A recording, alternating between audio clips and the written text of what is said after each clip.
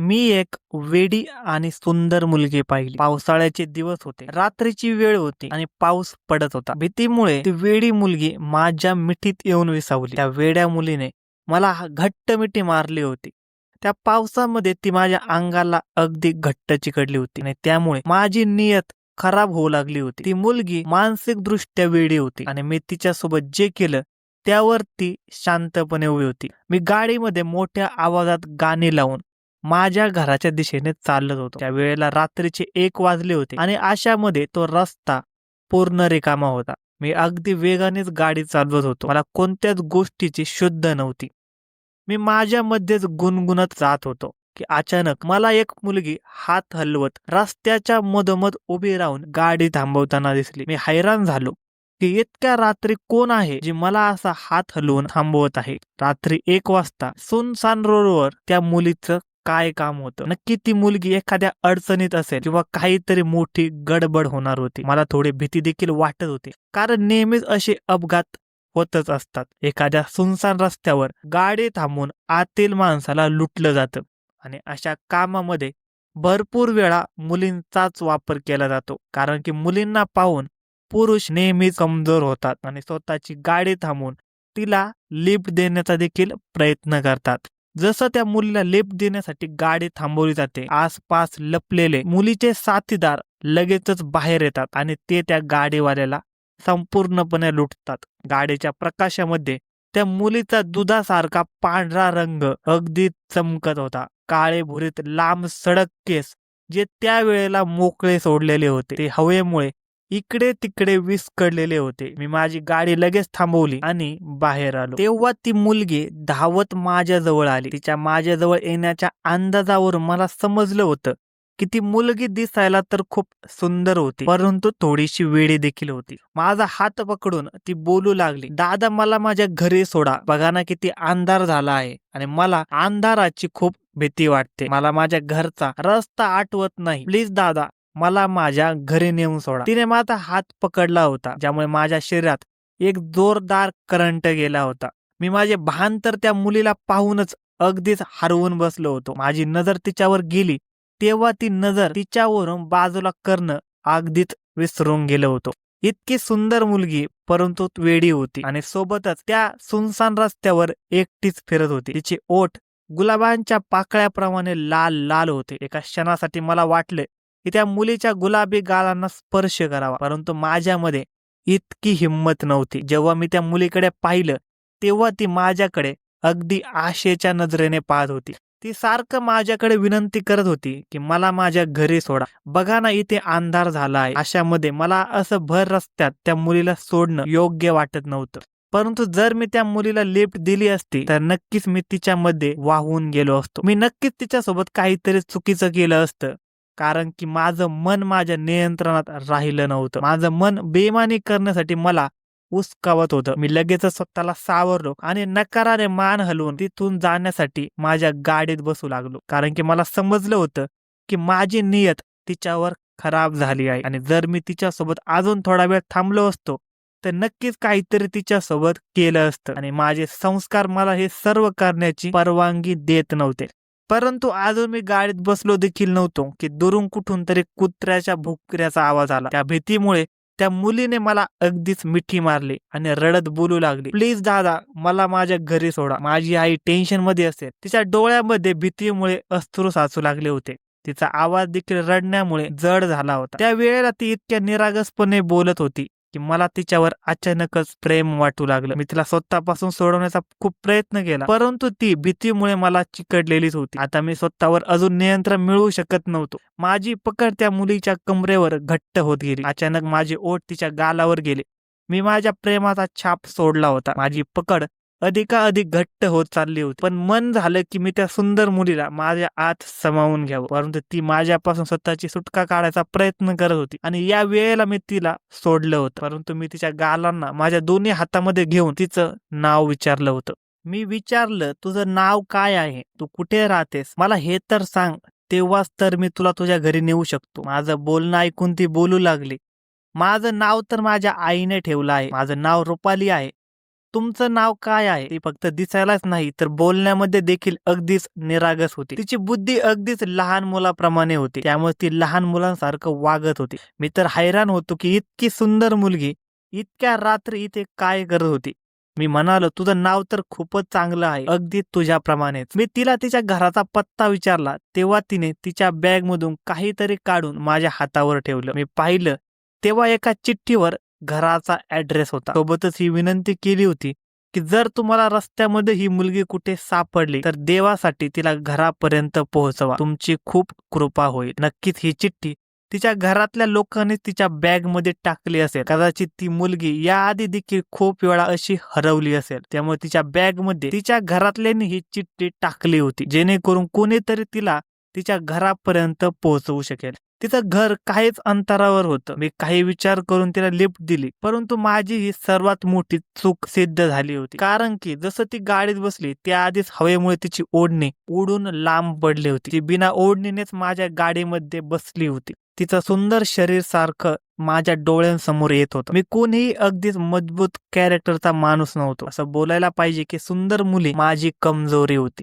याआधी देखील मी कित्येक मुलींसोबत मैत्री केली होती आणि ती मैत्री प्रत्येक सीमा पार करत होती. एका मुलीसोबत संबंध मी त्या मुलीच्या परवानगीनेच ठेवायचो, परंतु ही मुलगी होती जिच्यासोबत मी तिच्या परवानगीशिवायच माझं मन सारखं सारखं बेईमान करायला मला उकसावत होतं. ती गाडीमध्ये बसली होती, स्वतःचे नख चावत ती इकडे तिकडे खिडकीमधून पाहत होती. कदाचित ती त्या वेळेला खूप जास्त घाबरली होती. माझं मन सारखं सारखं सांगत होतं की ही चूक करायलाच पाहिजे. मी शांतपणे गाडी चालवत होतो तर ती सारखं सारखं मला काही ना काही सांगतच होती. माझी नजर तिच्या शरीराच्या आरपार जात होती आणि तिला या गोष्टीची अजिबातच जाणीव नव्हती. माझ्या हाती राक्षस, माझ्या अंगातला राक्षस जागा झाला होता. मी गाडीला अचानकच एका सुनसान जागेवर थांबवलं. ती बोलली, दादा तुम्ही गाडी इथे का थांबवली? इथे तर कुठेच आसपास माझं घर दिसत नाही. मी म्हणालो, थोड्या वेळातच आपण घरी जाऊ. असं बोलून मी गाडीच्या मागच्या सीटवर आलो होतो. हळूहळू मी तिच्या जवळ गेलो आणि पाहता पाहता मी तिच्यावर पूर्णपणे हावी झालो होतो. सुरुवातीला तर तिला काही समजलं नाही, परंतु जेव्हा मी प्रमाणाच्या बाहेर तिच्या जवळ गेलो तेव्हा ती अगदी थरथर कापू लागली. ती रडत राहिली, किंचाळत राहिली, माझ्यापासून सुटका मिळवण्याचा प्रत्येक प्रयत्न करत राहिली. परंतु मी तिला अशा प्रकारे पकडलं होतं ज्यामुळे ती माझ्यापासून सुटका मिळवू शकत नव्हती. ती सारखं सारखं एकच बोलत होती, दादा मला सोड, मला वेदना होत आहे, मला सहन होत नाही, मला माझ्या आईजवळ जायचं आहे. परंतु मी तिला सोडण्यासाठी लिफ्ट दिली नव्हती. मी तर तिच्यासोबत दुसरंच काहीतरी करू इच्छित होतो आणि पाहता पाहता मी तिच्यासोबत हे सर्व काही केलं ज्याबद्दल कदाचित मी विचार देखील केला नव्हता. याआधी मी कधीच मुलीच्या परवानगीशिवाय तिच्यासोबत काहीच केलं नव्हतं, परंतु आज आयुष्यात पहिल्यांदाच हे असं केलं होतं. माझ्या अंगातला राक्षस पूर्णपणे हावी झाला होता. थोड्या वेळानंतर मी त्या मुलीला थोड्या अंतरावर जाऊन सोडलं होतं, परंतु या गोष्टीची काळजी घेतली होती की तिला तिच्या घराच्या जवळच सोडलं होतं. तिला गाडीतून खाली उतरून मी लगेचच माझी गाडी काढली आणि माझ्या घराकडे आलो होतो. परंतु माहित नाही का माझ्यामध्ये एक बेचैनी भरली होती आणि जे काही मी केलं होतं ते सगळं करण्यासाठी माझे संस्कार मला परवानगी देत नव्हते. आतल्या आत मला लाज मारत होती. ती वेडी मुलगी माझ्या वासनेची शिकार झाली होती. त्या मुलीसोबत घालवलेल्या क्षणाची नशा अजूनही माझ्यावर होती, जी नशा माझ्या हातून संपवण्याचा मी प्रयत्न करत होतो. घरी आलो तेव्हा माझी आई माझी वाट पाहताना बसली होती. ती खूप जास्त टेन्शन मध्ये होती. ती बोलू लागली, भावेश इतकं लेट कसं काय झालं तुला? याआधी तुला यायला जास्तीत जास्त 10 वाजायचे, परंतु आज तर 2 वाजता परत आला आहेस. आईचं बोलणं ऐकून एका क्षणासाठी माझ्या डोळ्यासमोर त्या मुलीचं सुंदर शरीर आलं होतं, परंतु मी लगेच तो विचार झटकून टाकला आणि आईच्या समोर ही गोष्ट अजिबातच दाखवली नाही की मी या वेळेला कुठून आलो आहे. जर माझ्या आईला याबाबत थोडी जरी शंका आली असती तर एक तर माझ्या आईने स्वतःचा जीव दिला असता, नाहीतर माझा जीव घेतला असता. माझ्या आईने कधीच माझ्यावर असे संस्कार केले नव्हते, परंतु माहित नाही का आज मी चुकीच्या मार्गावर गेलो होतो. माझ्या आईला तिच्या संस्कारावर खूप जास्त विश्वास होता. आईच्या नजरेत मी खूपच सभ्य मुलगा होतो. तिला माझ्यावर खूपच अभिमान होता. मी लगेचच माझ्या आईपासून माझी नजर चोरू लागलो. माझी अशी अजिबात इच्छा नव्हती की माझ्या आईला समजावं की आज मी एका मुलीची इज्जत खराब केली आहे आणि देवाने मला देखील स्वतःला 2 बहिणी दिल्या होत्या. माझी आई एखाद्या मुलीसोबत केल्या जाणाऱ्या अत्याचाराचा अगदीच विरोधात होती. आई बोलू लागली, ठीक आहे, एक काम कर, फ्रेश होऊन ये, मी जेवण गरम करते. परंतु माहित नाही का, जेवणाचं माझं मनच करत नव्हतं. मी आईला सांगितलं, मी बाहेरून खाऊन आलो आहे, तू जाऊन झोप. मी माझ्या खोलीत आलो होतो. माझी अवस्था खूपच विचित्र झाली होती. प्रत्येक क्षणी माझ्या डोळ्यासमोर रुपाली येत होती. तिच्या वेदनेचे स्कारे मला ऐकू येत होते. जसं तसं करून मला झोप लागली होती. परंतु काही वेळातच माझे डोळे उघडले. मी सारखं त्याच मुलीबद्दल विचार करत होतो. माहिती नाही ती तिच्या घरी पोहोचली असेल की नाही. इतर कुणीतरी माझ्याप्रमाणे तिच्यावर अत्याचार तर केला नसेल ना. मला एका विचित्र विचाराने घेरलं होतं. ती रात्र माझ्यासाठी खूपच त्रासदायक होती. रात्रीच्या शेवटच्या क्षणामध्ये मी खूपच बैचेनीने उठलो होतो. मी लगेचच माझी गाडी काढली आणि पुन्हा परत त्याच रस्त्याकडे गेलो जिथे मी त्या मुलीला सोडलं होतं. माझं मन विचित्र कोंडे सापडलं होतं. मला माहित होतं, जर मला तिथे कोणी त्या मुलीसोबत पाहिलं तर माझं सगळं गुपित बाहेर पडलं असतं आणि सगळा आरोप माझ्यावरच आला असता. परंतु मला त्या वेळेला कोणत्याच गोष्टीची पर्वा नव्हती आणि नाही कसली भीती होती. मला सारखं त्या मुलीचा निरागस चेहरा आठवत होता. मला तर त्या वेड्या मुलीचा विचारच होता. मी लगेच त्या रस्त्यावर पोहोचलो होतो. परंतु तिथे पोहोचल्यानंतर माझं हृदय बंद पडलं होतं, कारण की ती मुलगी तिथे हजरच नव्हती. मी इकडे तिकडे तिला शोधलं, परंतु ती मला सापडली नाही. एकदमच माझ्या मनामध्ये विचार आला, कदाचित तिच्या घरातले तिला घेऊन गेले असतील. परंतु दुसरा विचार हा देखील आला की रात्रीच्या या वेळेला तिच्या घरातले तिच्या जवळ पोहोचले नसतील तर, आणि माझ्यासारखाच कोणीतरी राक्षस त्या मुलीजवळ पोहोचला असेल तर, अजून कोणी त्या मुलीला त्याच्या वासनेचा शिकार तर बनवला नसेल ना, कोणी तिला तिच्यासोबत घेऊन तर गेला नसेल ना. त्या मुलीचं काय झाले असेल हा विचारच माझा जीव घेण्यासाठी पुरेसा होता. माझं कर्तव्य होतं की मी त्या मुलीला तिच्या घरापर्यंत अगदी इज्जतीने पोहोचून यावं. परंतु मी असं केलं नव्हतं. उलट त्या निरागस मुलीच्या इज्जतीचे धिंडवडे काढले होते. मी तिच्याकडून तिचा निरागसपणा हिसकावून घेतला होता. मी अगदी जड पावलाने माझ्या घरी आलो होतो. सकाळपर्यंत मी जागाच राहिलो, कारण की मला अजिबात झोप येत नव्हती. ऑफिसच्या वेळेमध्ये देखील मी अगदी शांत होतो. माझ्या आईने माझ्या समोर नाश्ता ठेवला, तेव्हा मी शांतपणे नाश्ता केला आणि ऑफिससाठी निघालो. मनामध्ये एक विचित्र लाज होती. मला असं नको करायला पाहिजे होतं. मी माझ्या वासनेच्या आहारी जाऊन हे चुकीचं पाऊल उचललं होतं. परंतु माझं मन मला आतल्या आत खूपच वाईट वाटत होतं. माझ्या ऑफिस कलिगला देखील माझा तो उदासपणा दिसला होता. त्यांनी मला कितीतरी वेळा विचारलं होतं, अरे यार, सगळं ठीक तर आहे ना, तुझ्या घरी काही प्रॉब्लेम तर नाही ना. मी अगदीच मनमोकळ्या स्वभावाचा, हसतमुख स्वभावाचा माणूस होतो. प्रत्येकासोबत अगदीच लगेच जवळीक साधायचो आणि मग ऑफिसमध्ये जाताच पूर्ण ऑफिस अगदी डोक्यावर घ्यायचो. बॉस देखील माझ्यावर खूप खुश असायचे. माझ्याकडून जर थोडी छोटीशी जरी चूक झाली तर मला लगेच माफ करायचे, कारण की त्यांचा मी आवडीचा एम्प्लॉय होतो. माझ्यामुळे ऑफिसमधील इतर लोक देखील नेहमीच हसत असायचे. परंतु आज मला शांत पाहून सर्व लोक हैराण झाले होते. मी पूर्ण दिवस कुणासोबत काहीच बोललो नाही, कारण की माझं मनच करत नव्हतं कुणासोबतही बोलावं. लाजेने मला असं घेरलं होतं की मी काहीच बोलू शकत नव्हतो. ऑफिसवरून सुटल्यावर मी घरी आलो होतो. माझी आई देखील मला सारखं हेच विचारत होती, भावेश, सगळं ठीक तर आहे ना? आणि आज तो पुन्हा एकदा ऑफिसवरून उशिरा का आला आहे? काल देखील उशिरा आला होता, आज देखील इतका उशीर केला आहे. ऑफिसवरून तर मी 5 वाजता सुटलो होतो, परंतु मला माझ्या घरी जाण्याची हिंमतच होत नव्हती, कारण की घरी माझ्या डोळ्यांसमोर सारखा माझ्या बहिणीचा चेहरा येत होता. ती वेडी मुलगी देखील कोणाची तरी बहीण होती, कोणाची तरी मुलगी होती. मला असं नको करायला पाहिजे होतं. मी पार्क मध्ये जाऊन बसलो होतो. माहिती नाही कितीतरी वेळ फक्त डोक्याला हात लावून बसलो होतो. येणारे जाणारे लोक मला अगदी वाकून पाहत होते. शेवटी मी जेव्हा घरी आलो तेव्हा माझ्या आईचा हक्क होता की ती मला प्रश्न विचारणार. मी आईकडे एक नजर टाकली आणि शांतपणे माझ्या खोलीत गेलो. अचानक मी रडू लागलो. माझ्या डोळ्यातून अश्रू वाहू लागले. मी एक असा गुन्हा केला होता ज्याची कोणतीच माफी नव्हती. माझी गर्लफ्रेंड निशाचा देखील खूप वेळा फोन आला होता, परंतु मी तिचा फोन रिसिव्ह सुद्धा केला नव्हता. माझ्या डोक्यात सारखे रुपालीचे विचार चालू होते. ती निरागस मुलगी होती, मला दादा म्हणून हाक मारत होती आणि मी काय केलं? तिचीच आबरू लुटली. कसं किंचाळून ओरडत माझ्या पुढे हात जोडून विनंती करत होती की दादा मला सोड, परंतु मी तिचं काहीच ऐकलं नाही. मी इतक्या खालच्या पातळीवर कसा उतरू शकत होतो? मला माहित नाही की माझ्या आत इतकी वासना कशी भरली होती, ज्यामुळे मला काहीच दिसत नव्हतं. माझी गर्लफ्रेंड माझ्या एका इशाऱ्यावर माझ्यासोबत कुठेही येण्यासाठी तयार असायची. मग मी याच मुलीकडून माझी भूक का भागवली होती? माझ्यावर राक्षस का हावी झाला होता? मी माझ्या केसांना माझ्या मुठीत पकडून होतो आणि स्वतःला समजावण्याचा प्रयत्न करत होतो, पण कोणत्याही किमतीत मला स्वतःला समजावता येत नव्हतं. या गोष्टीला 2 दिवस निघून गेले, परंतु त्या 2 दिवसात माझी अवस्था खूपच खराब झाली होती. कदाचित हीच माझी शिक्षा होती की पूर्ण रात्र फक्त जागूनच घालवाव्यात. वेळेचं काम आहे निघून जाणं आणि वेळ तिच्या तिच्या वेगाने निघून जात होती. परंतु अजूनही माझ्या डोक्यातून रुपाली नावाची मुलगी जातच नव्हती.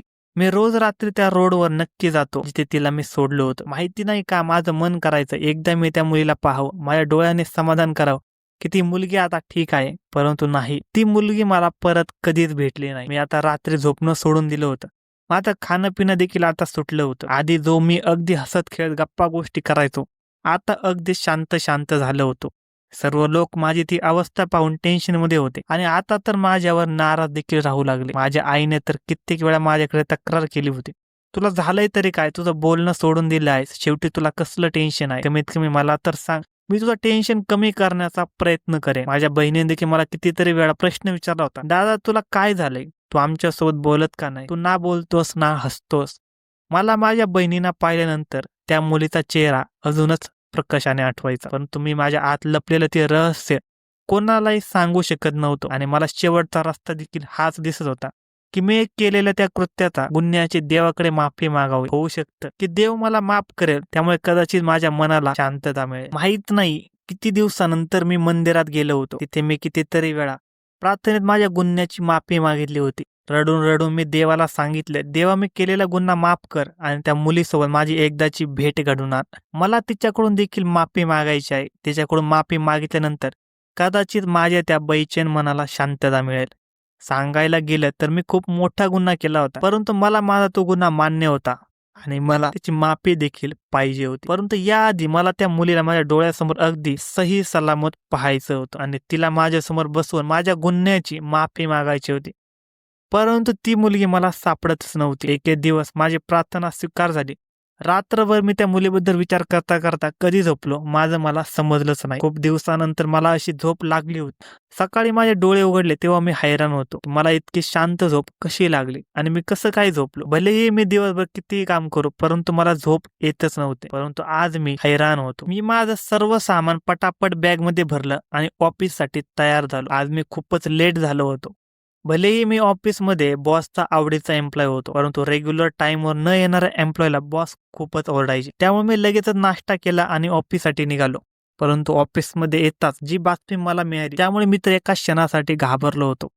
मला सांगितलं गेलं की बॉस खूप वेळापासून तुझी वाट पाहत आहे आणि त्यांना तुला भेटायचं आहे. मी माझ्या बुद्धीवर जोर दिला की मी कोणती चूक तर केली नाही ना, माझं प्रेझेंटेशन तर ठीक होतं ना. परंतु सर्व काही ठीक होतं. मी दीर्घ श्वास घेतला आणि स्वतःला बॉसच्या केबिनमध्ये जाण्यासाठी तयार केलं. मी विचार केला कदाचित मी उशिरा आल्यामुळे बॉस माझ्यावर नाराज झाला असेल आणि आता मला चांगलाच ओरडा भेटणार होता. मी स्वतःला ओरड्यासाठी तयार केलं. मी हळूच बॉसच्या केबिनच्या बाहेर टकटक केली तेव्हा त्यांनी मला आतमध्ये यायला सांगितलं. मी दीर्घ श्वास घेतला आणि बॉसच्या केबिनमध्ये दाखल झालो. तेव्हा माझा बॉस खूप जास्त टेन्शनमध्ये दिसत होता. मी येतात त्यांना गुड मॉर्निंग म्हटलं आणि लगेचच माझा प्रॉब्लेम सांगितला. आज मला खूप दिवसानंतर अशी शांत झोप लागली होती. त्यामुळेच मला जाग आली नाही. उशिरा आल्यामुळे मी तुमची माफी मागतो. यापुढे मी या गोष्टीची काळजी घे. माझा आवाज ऐकून बॉस एकदमच डचकले आणि माझ्या बोलण्यावर मान हलवून बोलू लागले, अरे नाही बेटा भावेश, मी तुला यासाठी नाही बोलवलं की तू उशिरा आलायस. उलट मला तुझ्यासोबत काहीतरी महत्वाचं बोलायचं आहे. प्लीज बस. आज त्यांच्या बोलण्याचा अंदाज खूपच नम्र होता. तसंही ते माझ्यासोबत खूपच नम्रपणाने बोलायचे, परंतु आज तर त्यांच्या बोलण्यामध्ये काहीतरी वेगळंच होतं. मी अगदी हैराणीने सरांना पाहिले की आज त्यांना काय झालं आहे आणि ते माझ्यासोबत असं काय बोलू इच्छितात. मी त्यांच्या विचारामध्ये खुर्चीत बसलो होतो आणि मग बॉस बोलण्याची वाट पाहू लागलो. थोडा वेळ तरी बॉस त्यांच्या आत बोलण्याची हिंमत करत राहिला आणि मग बोलू लागला, हे बघ तू खूप चांगला मुलगा आहेस. मी जेव्हापासून तुला कामावर ठेवलाय माझ्यासाठी तू नेहमीच लक्की सिद्ध झालाय. तुझ्या कामाचा फॅक्टर, तुझ्या बोलण्याचा अंदाज, तुझं केअरिंग करणं हे मला खूपच आवडतं. त्यामुळे मी तुला कधीच ओरडलं नाही आणि कधीच तुला तुझ्या चुकीची शिक्षा दिली नाही. याचा अर्थ फक्त हाच आहे की तू मला आवडतोस आणि आज मी एका महत्वाच्या कामासाठी तुला निवडलं आहे. बॉस त्यांचं बोलणं खूप जास्त गोल गोल फिरवून सांगत होते. मी त्यांना म्हणालो, तुम्हाला जर काही बोलायचं असेल तर ते अगदी स्पष्ट बोला. असं गोल गोल फिरवून सांगण्याची काहीच गरज नाही. तर तुम्हाला जो काही प्रॉब्लेम असेल तो तुम्ही मला सांगू शकता. मी प्रत्येक प्रयत्न करेन की तुमचा प्रॉब्लेम मी सॉल्व्ह करू शकेन. त्यांनी एक नजर मला पाहिलं आणि मग बोलू लागले, हे बघ भावेश, मला तुझ्यासोबत खूप महत्वाचं बोलायचं आहे आणि मला पूर्ण विश्वास आहे की तू माझं बोलणं हुडकावून लावणार नाहीस. नक्कीच माझं बोलणं पूर्ण समजून घेशील. मी होकारार्थी मान हलवत सरांकडे बोलण्याचा इशारा केला. तेव्हा त्यांनी दीर्घ श्वास घेतला आणि मग बोलू लागले, माझी एक बहीण आहे आणि माझी इच्छा आहे की तू माझ्या बहिणीसोबत कॉन्ट्रॅक्ट मॅरेज करावं. मी बॉसला म्हणालो, कॉन्ट्रॅक्ट मॅरेज? ते बोलू लागले, हो माझी इच्छा आहे की माझ्या बहिणीसोबत तू कॉन्ट्रॅक्ट मॅरेज करावं आणि मग त्यानंतर जेव्हा मी तुला सांगेन तेव्हा तू तिला सोडून दे. या कॉन्ट्रॅक्ट मॅरेजच्या मागे खूप मोठं कारण नाही. तिचं वय फक्त 20 वर्ष आहे, परंतु कोणीतरी तिच्यासोबत जबरदस्ती केली आहे. ती वेडी आहे, परंतु दिसायला अगदीच व्यवस्थित आहे. खूपच सुंदर आहे माझी बहीण. परंतु जेव्हापासून तिच्यासोबत कोणीतरी हा अत्याचार केलाय, ती एकदमच आजारी पडली आहे. तिचं डोकं एखाद्या लहान मुलाप्रमाणे आहे आणि तिच्यावर उपचार देखील चालू आहेत. डॉक्टरांनी असं दाखवले आहे की ती ठीक होऊ शकते, परंतु 5 दिवस झाले आहेत माझ्या बहिणीने काहीच खाल्लं नाही. जेव्हापासून एक नराधम माणसाने तिच्यावर अत्याचार केला आहे, ती अजून देखील रात्री अगदीच घाबरवून किंचाळून उठते. 5 दिवसातच माझी गुलाबासारखी बहीण अगदीच खोमी झाली आहे. डॉक्टरांनी सांगितलं आहे की जर तिचं लग्न केलं तर कदाचित तिच्यासोबत झालेला तो अत्याचार ते विसरू शकते आणि त्याशिवाय डॉक्टरांना आशा आहे की लग्नानंतर तिचं डोकं देखील नॉर्मल लोकांप्रमाणे होऊ शकतं. त्यामुळे माझी इच्छा आहे की तू माझ्या बहिणीसोबत लग्न करावं. तू एक असा माणूस आहे ज्याच्यावर मी विश्वास ठेवू शकतो. जेव्हा माझी बहीण अगदी ठीक होईल तेव्हा तू नक्कीच तिला सोडून दे. त्या बदल्यात मी तुला माझ्या ऑफिसमध्ये एक चांगली पोस्ट देईन. सोबतच माझ्या बहिणीच्या हिस्सेची जितकी प्रॉपर्टी आहे ती देखील तुझ्या नावावर करेन. बस माझ्या बहिणीला मरणापासून वाचव. जर तिची हीच अवस्था राहिली तर ती काही दिवसाची पाहुणी राहील. मी माझ्या बहिणीला माझ्या डोळ्यासमोर मरताना पाहू शकत नाही. अगदीच लहान होती ती जेव्हा माझ्या वडिलांनी तिला माझ्या कुशीत दिलं होतं. मी जन्माला आल्यानंतर 10 वर्षांनी माझी बहीण जन्माला आली होती. माझी बहीण फक्त 1 वर्षाची होती की बाबांना एक आजार झाला. त्यांच्या जवळ जास्त वेळ नव्हता. त्यांनी माझ्याकडून वचन घेतलं की माझ्या मुलीची नेहमीच काळजी घेशील. ही आता तुझी जबाबदारी आहे. मी नेहमीच तिला माझी मुलगी म्हणून सांभाळलं आहे, परंतु तिच्या त्या वेडेपणाचा कुणीतरी फायदा घेतला आहे आणि तिच्यावर अत्याचार केला आहे आणि मी आता तिला मरताना पाहू शकत नाही. मला एकदमच झटका बसला. अचानक मी बॉसकडे पाहिलं आणि त्यांना लगेचच प्रश्न विचारला, तुमच्या बहिणीचं नाव रुपाली आहे का? माझ्या त्या प्रश्नावर बॉस बोलाले, हो, माझ्या बहिणीचं नाव रुपाली आहे. परंतु तुला कसं माहित? मी लगेच डोळे बंद करून मनातल्या मनात देवाला आठवलं आणि देवाचे आभार मानले की त्याने माझी भेट रुपाली सोबत करून दिली. मी बॉसकडे मान हलवत लग्नासाठी मंजुरी दर्शवली की मी रुपाली सोबत लग्न करायला तयार आहे. जर तुम्ही म्हणत असाल तर मी आत्ताच्या आत्ता रुपाली सोबत लग्न करू शकतो. माझा तो उतावळेपणा पाहून बॉस खूपच हैराण होते. ते बोलू लागले, सर्व ठीक तर आहे ना? काय झालं आहे आणि तू माझ्या बहिणीला आधीपासूनच ओळखतोस का? मला मात्र माझ्या इतक्या उतावळेपणावर राग येत होता, कारण की माझा बॉस मला सारखा एकच प्रश्न विचारत होता, तू रुपालीला कसं काय ओळखतोस? आणि त्या प्रश्नाचं माझ्याजवळ कोणतंच उत्तर नव्हतं. मी लगेचच बहाणा केला, मला एकदा तुमची बहीण रस्त्यामध्ये मिळाली होती आणि तिने मला तिचं नाव रुपाली सांगितलं होतं. खूप निरागस होती, त्यामुळे मला तिचं नाव लक्षात राहिलं. माझं बोलणं ऐकून बॉस अगदीच हसले आणि मग बोलू लागले, हा मी तिच्याबद्दलच बोलतो. मी नेहमीच घरातून बाहेर निघते आणि रस्त्यावर फिरत राहते. असंच एकदा रस्त्यावरून घरापासून थोडं दूर गेली होती आणि एका राक्षसाने तिच्या निरागसपणाचा फायदा उचलला. त्या प्रसंगामुळे तिचं पूर्ण आयुष्य बरबाद झालं आहे. ती एकदम शांत झाली आहे. कुणी जर तिच्या जवळ जाण्याचा प्रयत्न करतो किंवा तिला स्पर्श करू इच्छितो तेव्हा ती अगदी ओरडू लागते. तिची अवस्था दिवसेंदिवस खराब होत चालली आहे. त्यामुळे माझी इच्छा आहे की तिचं लग्न व्हावं, जेणेकरून तिला कोणीतरी सांभाळणार असेल. तिला या वेळेला एखाद्या आधाराची गरज आहे आणि त्यासोबत एका वैवाहिक जीवनाची देखील गरज आहे. मी लगेचच त्यांना माझा होकार दर्शवला आणि मग त्यांना लग्नाची तारीख देखील दिली. 15 दिवसानंतर माझं लग्न रुपाली सोबत ठरलं होतं. माझी आई आणि माझी बहिणी तर अगदी हैराण होत्या की मी असं कसं करू शकतो. माझी आई बोलू लागली, ना मुलगी पाहिलीस ना तिच्या घरातल्यांची काही ओळख, असं कसं लग्न करू शकतो? जेव्हा माझ्या आईला समजलं की मुलगी वेडी आहे तेव्हा माझी आई तर रागाने वेडीपिशी झाली. ती बोलू लागली, असं कसं ग मी एका वेड्या मुलीला माझ्या घराची सुनबाई करू शकते? तू असं कसं करू शकतो भावे? तू वेडा झाला नाहीस ना? पुन्हा एकदा विचार कर की तू कसा एका वेड्या मुलीसोबत आयुष्य घालवशील. हे तर मला देखील माहित नव्हतं की मी रुपालीला कसं सांभाळेल आणि मी त्या गोष्टीबद्दल घाबरलो देखील होतो की जेव्हा ती माझा चेहरा पाहिल तेव्हा ती माझ्यासोबत कसं वागेल. मी विचार केला होता की मी तिच्यासोबत लग्न नक्कीच करेन. मला कोणत्या ना कोणत्या प्रकारे तिला सांभाळायचं होतं, कारण जे काही झालं होतं ते सगळं माझ्यामुळे झालं होतं. मी त्या निरागस मुलीचे आयुष्य खराब केलं होतं आणि आता मलाच तिला पुन्हा एकदा चांगल्या आयुष्याकडे परत आणायचं होतं. 15 दिवस असंच निघून गेले होते आणि तो दिवस देखील आला जेव्हा रुपाली माझ्या आयुष्यात येणार होती. माझी आई तर अजूनही लग्नासाठी नकारच देत होती. तिचं म्हणणं होतं की तू माझ्या एकुलता एक मुलगा आहेस. मग मी माझ्या एकुलत्या एक मुलाचं लग्न एका वेड्या मुलीसोबत कसं लावून देऊ? असं होऊ शकत नाही. परंतु जेव्हा मी माझ्या आईला जीव देण्याची धमकी दिली तेव्हा नाईलाजाने माझ्या आईला माझ्या लग्नात यावं लागलं. आम्ही लोक आमच्या बॉसच्या घरी पोहोचलो होतो. सगळ्या रीती अगदी व्यवस्थित झाल्या होत्या. मी चेहऱ्यावर मुंडोळ्या वगैरे बांधल्या होत्या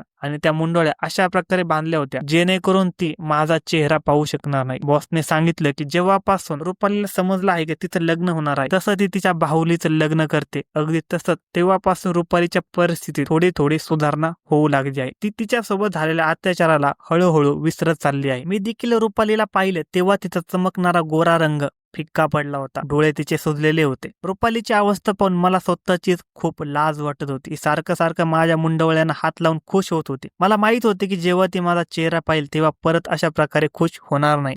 बॉसने माझ्या पुढे हात जोडून विनंती केली की माझ्या बहिणीची काळजी घे. कळत नकळत तिच्याकडून काही चूक झाली तर तिला माफ कर. मी माझ्या बॉसचे हात पकडले आणि त्यांना विश्वास दिला होता की तुम्ही अगदीच बेफिकर राहा. आता रुपाली माझी बायको आहे. तुमच्या बहिणीसोबत ती आता माझी बायको देखील आहे आणि माझी जबाबदारी आहे तुम्ही तिची काळजी घ्यावी. असा विश्वास दिल्यामुळे रुपालीची आई खूपच खुशी झाली होती. तिने पुढे येऊन मला आशीर्वाद दिला आणि बोलू लागली, आजच्या जमान्यात असे लोक खूप कमी असतात. देव करो तुझ्या आयुष्यात कधीच कोणतं दुःख न येऊ. तू खूपच चांगला माणूस आहे. मला माझी अशी स्तुती ऐकून अजिबात चांगलं वाटलं नव्हतं. मी रुपालीचा हात पकडून तिला माझ्या गाडीपर्यंत घेऊन आलो. आज माझ्या आयुष्यातली सर्वात सुंदर रात्र होती. परंतु जी मुलगी माझ्या आयुष्यात आली होती कदाचित तिला या रात्रीचा अर्थ माहीत नव्हता. मी दीर्घ श्वास घेतला आणि खोलीत गेलो. मी विचार केल्याप्रमाणे अगदी तसंच झालं. जेव्हा रुपालीने माझा चेहरा पाहिला तेव्हा ती आरडाओरडा करत माझ्यापासून लांब जाऊ लागली. सारखं सारखं नकारार्थी मान हलवत फक्त एकच बोलत होती, माझ्याजवळ येऊ नकोस, मला त्रास देऊ नकोस.